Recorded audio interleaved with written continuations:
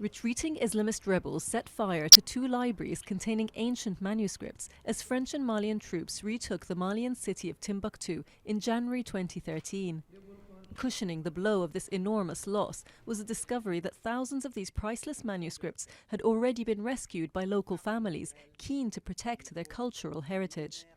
The manuscripts were smuggled out to the capital Bamako, where earlier this year a conference was held to exhibit some of the surviving pieces dating from the 16th century. Ils sont le témoignage d'une université qui a atteint son âge d'or. They are the testimony of a university that reached its golden age during the 16th century, the University of Sankore, where there were great scholars. People came from everywhere, all over the world, to study at Timbuktu. These manuscripts, which are written in Arabic, for the most part are a wealth of intellectual knowledge that can teach us a lot about our humanity, not just about Mali or African history, but our humanity. Sur notre humanité, pas simplement sur le Mali ni sur l'histoire de l'Afrique, mais sur notre humanité.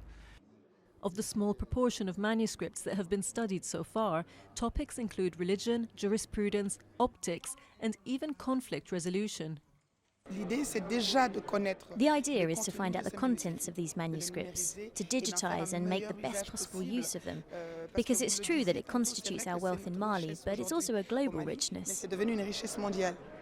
Having survived the insurgency, the precious texts are now facing another threat, the climate.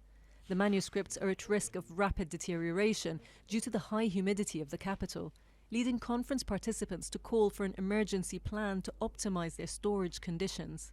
Nearly 28,000 manuscripts are stored at the Ahmed Baba Institute, one of the buildings that had been set ablaze.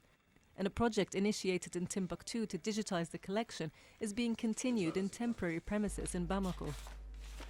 The institute director is looking forward to the day they will return to their original location. Faire retourner les manuscrits à Timbuktu, c'est une obligation. C'est un devoir. It's a duty to return the manuscripts to Timbuktu, an obligation. One day we will have to return to Timbuktu. But when? That's the question. We must first restore the premises to make sure they are suitable to receive these manuscripts. They also need to have maximum security.